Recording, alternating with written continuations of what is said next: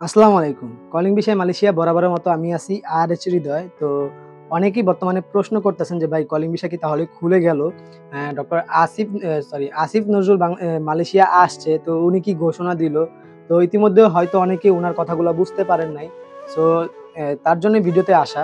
তো অনেকেরই অনেক কিছু জানার ইচ্ছা যে ভাই কলিং ভিসা কি তাহলে খুলল? তো এমনিতেই সময় পাই না। ১২ ঘন্টা প্রায় ডিউটি করি। আজকে শনিবার। শনিবার আমাদের কোম্পানিতে প্রায় সময় ১২ ঘন্টা ডিউটি থাকে। ৫ ঘন্টা বেসিক ডিউটি হয়, বাকি সকল টাইম হচ্ছে ওটি হয়। তো বাট আজকে কাজের চাপ কম যার কারণে ২ ঘন্টা ওটি করে আসলাম। আমাদের কোম্পানিটা মালয়েশিয়ার বেসিক সব রুলস রেগুলেশন ফলো করে। তো দ্যাটস মিন এমন যদি হতো মালয়েশিয়ার সকল কোম্পানি যদি ফলো করতো তাহলে হয়তো প্রবাসের জীবনটা হয়তো একটু মানে সুন্দর এবং পরিকল্পিতভাবে কাটানো যেত। তো যাই হোক, আমি আমার ব্যক্তিগত কথা নাই বলি। যেটা জানার আপনাদের ইচ্ছা যে যেহেতু আসিফ নজরুল আসলো, সেক্ষেত্রে মালয়েশিয়াতে আসার পর উনি কি সিদ্ধান্ত দিল, তাহলে কি কলিং ভিসা খুললো কিনা? তো দেখেন এখানে কলিং ভিসার নতুন চুক্তি হবে উনি কিন্তু বলছেন লাইভে। তো কথাগুলো যারা বুঝতে পারছেন তারা তো বুঝতে পারছেন, যারা পারেন নাই তো আপনাদেরকে বোঝানোর জন্যই আমি আরকি ভিডিওটা তৈরি করলাম। কোন সেক্টরে খুলবে এটা কিন্তু আমি আগের ভিডিওতে কিন্তু আলোচনা করছিলাম, আগের একটা ভিডিওতে। তো তারপরে আবারও নতুন করে আপনাদেরকে মানে বোঝানোর স্বার্থে আবার বলতেছি। সিকিউরিটি প্লাস পাম অয়েল বাগান, এগ্রিকালচার এবং নানান আদার সাইট খুলবে। আর আরেকটা পরিকল্পনা ছিল যেটা মাল্টিপল ভিসা। অন্যান্য দেশের কর্মীদের দেওয়া হয়।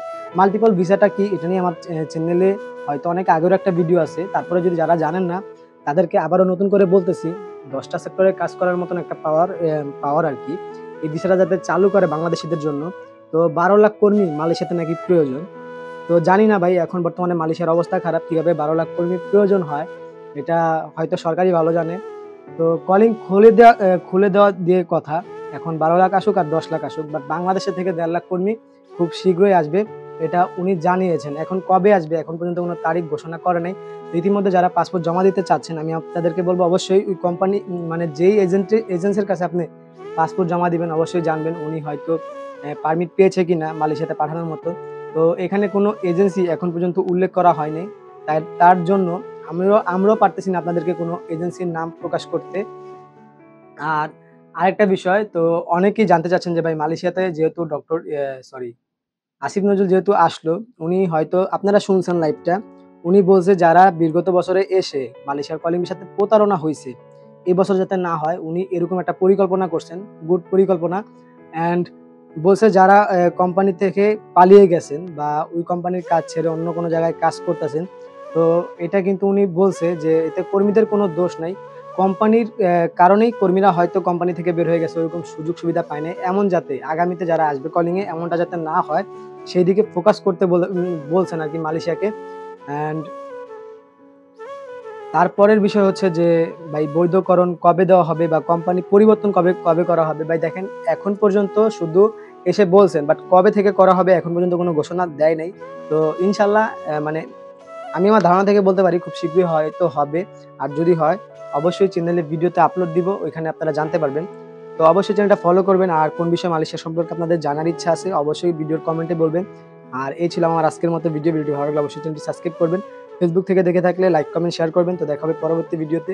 সে পর্যন্ত সবাই ভালো থাকবেন, সুস্থ থাকবেন। আল্লাহ হাফেজ। আর ভিডিও শেষ করার আগে আরেকটা কথা গাইস, তোমরা হয়তো এখন মানে ভিডিও দেখো বাট ঐরকমভাবে আগের মতন শেয়ার করো না। আগে যেমন সাপোর্ট করতা, ভিডিও ছাড়ার সাথে যেমন কপি করতা বা শেয়ার করতা, এখন ঐরকম করো না। তোমাদের কাছে একটা রিকোয়েস্ট, হয়তো কাজের কারণে, ব্যস্ততার কারণে ঐরকম ভালোভাবে বোঝাতে পারি না তোমাদেরকে।